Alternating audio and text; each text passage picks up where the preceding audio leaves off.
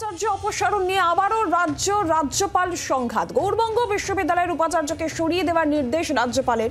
তৃণমূলের অধ্যাপক সংগঠন ওয়েবকুপার সম্মেলনে দেওয়া বোসের কোপ এবং আবারও সংঘাত। রাজ্যপাল সংঘাত উপাচার্য অপসারণ নিয়ে। আর এবার গৌড়বঙ্গ বিশ্ববিদ্যালয়ের উপাচার্যকে সরিয়ে দেওয়ার নির্দেশ রাজ্যপালের, আর সেই নিয়ে এবার সংঘাতের আবহ, যেটা শিক্ষামন্ত্রী মনে করছেন তৃণমূলের অধ্যাপক সংগঠন ওয়েবকুপার সম্মেলন দেওয়ায় বোসের কোপ।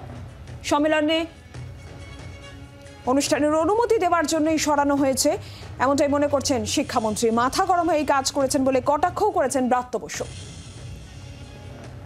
শ্রেয়সী গঙ্গোপাধ্যায় আমাদের প্রতিনিধি রয়েছেন টেলিফোনে। শ্রেয়সী, গৌড়বঙ্গ বিশ্ববিদ্যালয়ের উপাচার্যকে সরিয়ে দেওয়া হয়েছে, আর এরপর তৃণমূল কংগ্রেসের কি বক্তব্য, রাজ্যের শিক্ষামন্ত্রীর তারই বা কি বক্তব্য? দেখো, গৌড়বঙ্গ বিশ্ববিদ্যালয়ের উপাচার্য হিসেবে, ভারপ্রাপ্ত উপাচার্য হিসেবে রাজ্যপাল যাকে দায়িত্ব দিয়েছিলেন তাকে তিনি একটি অর্ডার বার করেছেন এবং সেই অর্ডার অনুযায়ী তাকে পদ থেকে সরিয়ে দেওয়া হয়েছে। এখন এই কেন সরানো হলো হঠাৎ করে, তাকে রাজ্যপাল যাকে দায়িত্ব দিলেন তাকে হঠাৎ করে কেন পদ থেকে সরানো হলো, সেই নিয়ে কিন্তু একটা আলোচনা শুরু হয়েছে, সেই নিয়ে বিভিন্ন মহলে জল্পনাও শুরু হয়েছে। শিক্ষামন্ত্রী তিনি যেটা স্পষ্টত বলছেন যে সম্প্রতি গৌড়বঙ্গ বিশ্ববিদ্যালয় তৃণমূল কংগ্রেসের যে অধ্যাপক সংগঠন ওয়েবকুপা, সেই ওয়েবকুপার একটা সম্মেলন হয়েছে। সেই সম্মেলনে ওয়েবকুপা সভাপতি হিসেবে উপস্থিত ছিলেন শিক্ষামন্ত্রী নিজে, এবং কেন এই সম্মেলনের অনুমতি দেওয়া হয়েছে ওয়েবকুপাকে সেই কারণে এই সিদ্ধান্ত, এমনটাই কিন্তু মনে করছেন শিক্ষামন্ত্রী। পাশাপাশি স্পষ্টত রাজ্যপালের এই ভঙ্গিমা বা তার এই সিদ্ধান্ত ঘিরে তিনি কিন্তু পাল্টা কটাক্ষ করছেন, যেখানে তিনি বলছেন যে এক্ষেত্রে নিশ্চিতভাবে তার পিত্ত সংক্রান্ত সমস্যা হয়েছে, অথবা তিনি রেগে গেছেন, গরমে মাথা গরম হয়ে গেছে, সেই কারণে এই সিদ্ধান্ত। কিন্তু সিদ্ধান্ত যাই হোক না কেন, স্পষ্টত তোমাকে জানিয়ে রাখি যে এই মুহূর্তে যেহেতু সুপ্রিম কোর্টের নির্দেশ অনুযায়ী সেক্ষেত্রে নতুনভাবে রাজ্যপাল কাউকে উপাচার্যের দায়িত্ব দিতে পারবেন না। সেই জায়গা থেকে দাঁড়িয়ে যাদবপুরের পরে কিন্তু একটা দ্বিতীয় বিশ্ববিদ্যালয় তৈরি হলো, যেখানে কার্যত কোনো উপাচার্য আর থাকছেন না। অর্থাৎ উপাচার্য হিসেবে এই মুহূর্তে কে দায়িত্ব সামলাবেন সেই বিষয়টা ঘিরেই কিন্তু একটা বড় জটিলতা তৈরি হলো। তার কারণ এই মুহূর্তে রাজ্যপাল যাকে উপাচার্যের দায়িত্ব দিয়েছিলেন তাকে সরিয়ে দিলেন, নতুন করে উপাচার্য নিয়োগ করার এই মুহূর্তে সুপ্রিম কোর্টের নির্দেশ অনুযায়ী তার ক্ষমতা নেই। ফলে সার্বিকভাবে একটা জটিলতার জায়গা তৈরি হলো গৌড়বঙ্গ বিশ্ববিদ্যালয়ের উপাচার্যকে ঘিরে। সঙ্গে থাকো শ্রেয়সী। যদিও এখনো পর্যন্ত রাজভবনের তরফে কোনো প্রতিক্রিয়া মেলেনি, তবে শিক্ষামন্ত্রী ব্রাত্য বসু এ প্রসঙ্গে কি বলছেন শোনাবো।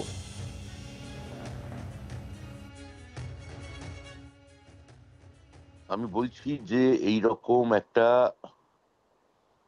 নৈরাজ্যবাদী, এইরকম একটা উন্মাদ এবং এরকম একটা নির্বোধ এবং রাজ্যপালকে আমাদের মাথায় বসানো হয়েছে রাজ্যের উচ্চ শিক্ষাকে সম্পূর্ণ ধ্বংস করার উদ্দেশ্য নিয়ে। এটা একটা অভাবনীয় ঘটনা যে গৌড়বঙ্গ বিশ্ববিদ্যালয়ে আমাদের তৃণমূল অধ্যাপক সংগঠন ওয়েবকুপা তারা একটা রাজ্য সম্মেলন করেছে দুদিন আগে। সেখানে আমি গিয়েছিলাম ওয়েবকুপা প্রেসিডেন্ট হিসেবে।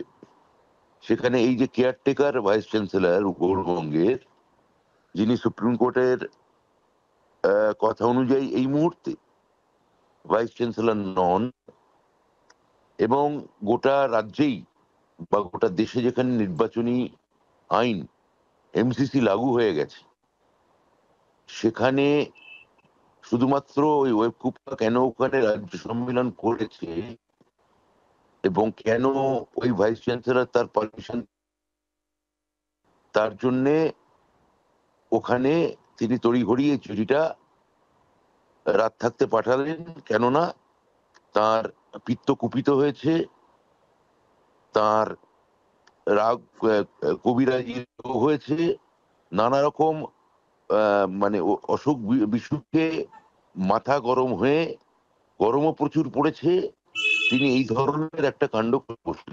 সুপ্রিম কোর্ট যেখানে বলেছেন যে এরা কেউ এখন ভাইস চ্যান্সেলর নন, এরা কেয়ারটেকার হিসেবে আছেন, এবং এখন যেহেতু নির্বাচনী বিধিনিষেধ চলছে উনি এটা সরাতে পারেন না, তো আমাদের আইনি পরামর্শ নিতে হবে।